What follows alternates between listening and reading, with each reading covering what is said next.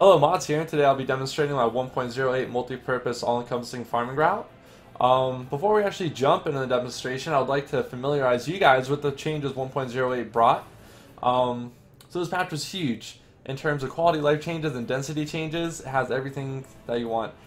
So no longer are you going to be forced or constrained to farm in Keep Depths 2 and Act 3. There's a bunch of new routes. They increase the amount of mobs in Act 1, 2, and 4 alike. In addition to that, they had a bunch of quality of life changes like Identify All, multi-crafting. In addition to that, they also increased the Magic Find cap.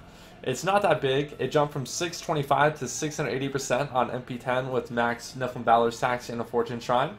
But hey man, you can't complain about more Magic Find. More Magic Find means more items. So that's always good, right? In addition, this patch, in my opinion, the biggest change was how you're going to farm. No longer the best farming routes are going to be solo. The best farming routes are going to be in multiplayer games because of this new buff that's called Strength in Numbers. So every person that's in your game, you're going to gain 10% Magic Find, 10% Gold Find, and 10% more experience. So if you're in a 4-player game, you're going to get 30% Magic Find, 30% Gold Find, and 30% more experience, which is huge. This is game breaking, man. For the past year, you know, it's been most efficient to farm by yourself. No longer. So grab a couple of your friends, jump into this new route, and have fun. So that being said, let me demonstrate this route to you, man. So where you want to start off is Keep Depths 2. DMU, Diablo. Okay, no, you want to start off on the Black Soulstone quest in Act 2. I'm doing MP1, but you want to do whatever is most efficient for you. In my terms, efficiency, you know, killing white mobs in a couple hits, 1, 2, 3, 4, 5 hits, and you want to be killing elite packs in about 20 seconds. So for me, I would normally pick like MP10, but just for the sakes of time constraints on the video, I want to put on Monster Power 1. You're going to zone in the game. The first zone is going to be Vault Assassin. So what you want to normally do, you just go to Desolate Sands, there'll be Vault Assassin. As soon as you zone in, there'll be a checkpoint. When you get this checkpoint, whenever you leave a game, you always have a portal leading to the start of Vault Assassin. So we're in Vault Assassin right now. The reason why we're starting in Vault Assassin is to get our Nephilim Valor stacks up. We want to utilize 5 stacks of Nephilim Valor because this is a multi-purpose farming route. We're looking to get the most demonics, experience, and legendaries per hour. So we want to get our max Magic Find, we want to get our max experience buff up before we go into the new high density areas. Vault Assassin is great for that. The density here, it's good, you know, the experience per hour is good. The demonics per hour is top notch. Like, the only place I really could beat Vault Assassin, the demonics per hour, is Warrior's Rest in Act 1, but that place is really tiresome and tedious. Like, who wants to kill one elite pack over and over again, restarting the game like every 20 seconds? So we're like, I don't know, 10 seconds into this run, and we already got 3 Nephilim Valor stacks, which is pretty huge. You know, 45% more Magic Find experience and Gold Find. The range is anywhere between like 5 and 8 elite packs here, so it's really good zone. It's very linear. It's one giant circle. It's more like one giant square, but it's very self-confined and it's easy to navigate. And it's going to lead us directly into our next zone once we get done clearing it. So yeah, we're gonna get 6 elite packs. That's pretty sweet.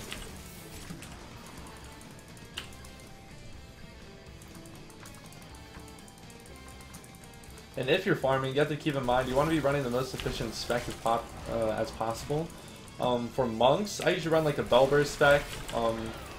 If I'm using my Echoing Fury, if I'm using a Wong Kim Lao, I'll pretty much use an Exploding Palm spec, so the mobs are in like a centralized location. But regardless of what class you play, you know, you should do research into what the most efficient spec for your current gear level is before you do one of these farm routes, because the end goal from these farm routes is become as efficient as possible and, you know, make your time invested into the game well worth it. You know, you just don't want to be farming like dead end areas over and over again with your time, so you want to be making getting the most worth out of your time as possible.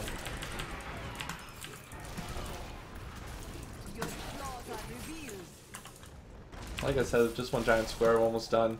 you have two options of going in Desolate Sands. Desolate Sands is the zone located right outside of Vault the Assassin.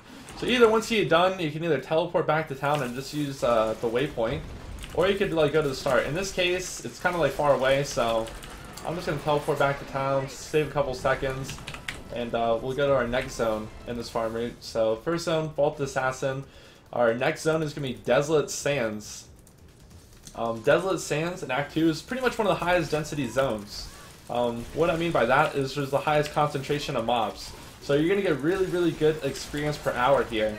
And you'll also have a very, very high chance for legendary drops, because legendary drops are based off mobs killed per hour. Usually like every 600 to 1,000 mobs killed per hour, or every 600,000 mobs killed, not per hour, you'll get one legendary drop.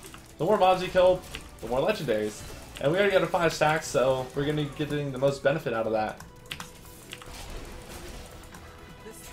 So we're just going to go around here. It's just a giant circle again. You just like kind of bob and weave to clear the most area as possible. But we're just going to go around a full circle, and then when we get back to the waypoint, we'll take the waypoint to our next zone, but don't worry about that yet. I noticed a lot of people not really farming Act 2 in this patch. I think it's because of one reason. The mob types in Act 2 are a little bit more difficult than Act 1, but I do believe they're more rewarding. Like throughout my tests, like I've got an insane amount of legendaries per hour in this Act 2 route. It's ranged from anywhere from 6 legendaries to an hour to up to 20 legendaries per hour. But that's RNG, man. Like you can't expect to get 20 legendaries an hour every single hour. But you should, depending on your Paragon level, you should be getting anywhere between 4 and 10, 2 and 10.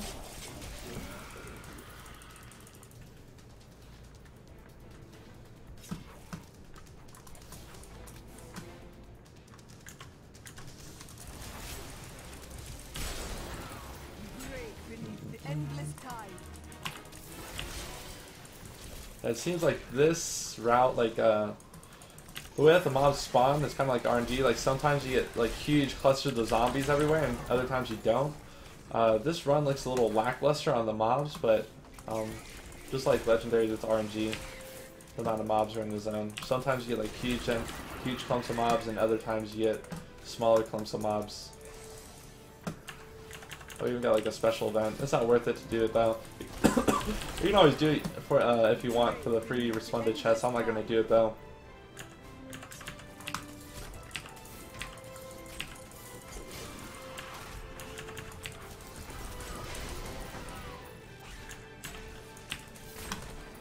And there's Vault Assassin. That was our first zone. Like I said, it was located right outside of Vault Assassin. Our next zone is we're gonna go to Dulgar Oasis. We're not going to be clearing Dulgar Oasis by itself, but it is our route to go to Eastern and Western Channel, which are linked zones with a very, very high density of mobs. The density there is insane. Just for legendaries per hour, straight up legendaries per hour, Eastern and Western Channel is probably the best route out there. But in terms of like an all-encompassing route like this, where you're aiming to get demonics, experience, and legendaries, you definitely want to throw it in there. It's pretty much unbeatable. So this is the entrance to Eastern and Western Channel. It's called Ancient Waterways. I'll show you on the map. It's always at the top left-hand side of the map. No matter what, it'll always be here. They just go in, and they're linked, like I said before. So this is Western Channel. Just walk in there, and we'll clear it. These zones are very linear. They don't really have many dead ends at all. So it's just like very, very easy maze. I don't know. It's pretty much, it's hard to get lost. Usually kind of like 2 to 3 elites in here, and good, very, very high density of white mobs in a very central location. And the thing I like about this, it's not like an open-ended area, so all the mobs are like right close together, and especially for a monk where a lot of the builds are based on Wave of Light. Your Wave of Light almost hits like the entire width of the canal. So just throwing out one Wave of Light, you'll pretty much kill everything in your local area.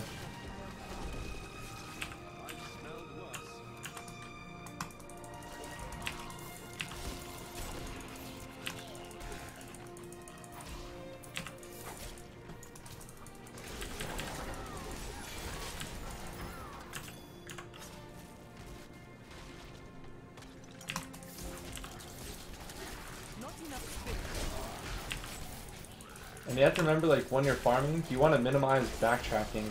So if you find the entrance to the other zone and there's like one little branch left, like go and explore, don't go back all the way across the map to clear that little branch.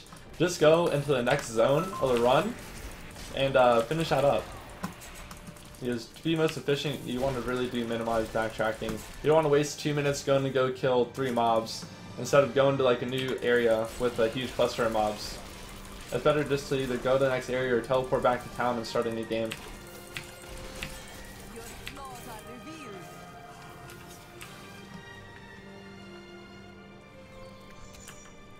So now we have to go find the entrance to Eastern Channel. They are linked, so Eastern and Western Channel are linked. We just gotta find it. I think it's up here, up to the top.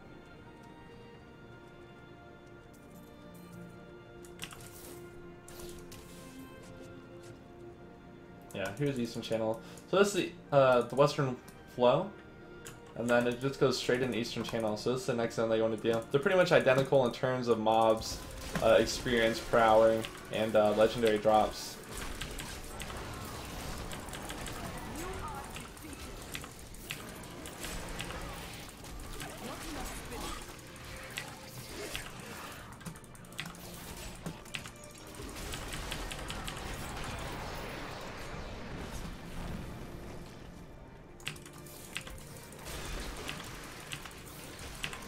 And this is the reason why I think people don't like doing this area, is because these bugs, Act 2.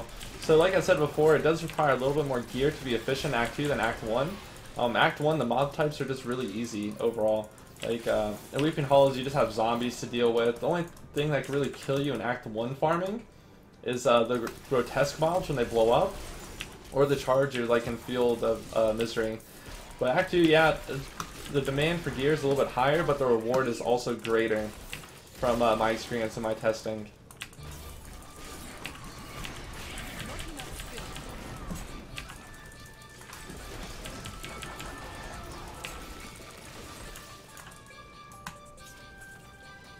Okay, that's the end of the route. So hopefully you guys enjoyed it. I'm gonna go back to town. There was a little bit more areas that you could go and explore. But like I said, I don't want to backtrack just for a couple mobs. It's just more efficient to start a new run and continue with your farming. So hopefully you guys enjoyed this route. You should be expecting to get anywhere between, well, for my testing, I got 160 million experience per hour using this route with just a Ruby and Helm without a multiplayer game. So if you're in a multiplayer game, you'll utilize the Strength and Numbers buff where you get 30% more Magifying, Gold Find, and experience per hour. You also put on a Hellfire Ring and a Leoric Signet in addition to the Ruby, and you get well over 200 million experience per hour. You should expect to get 6 or more legendaries per hour using this route, and you should be able to get 25 plus demonics per route. I'll put all my data from my testing, and I'll also put a written guide down in the info section of this YouTube. So hopefully you guys enjoyed it. Have a good day and happy farming.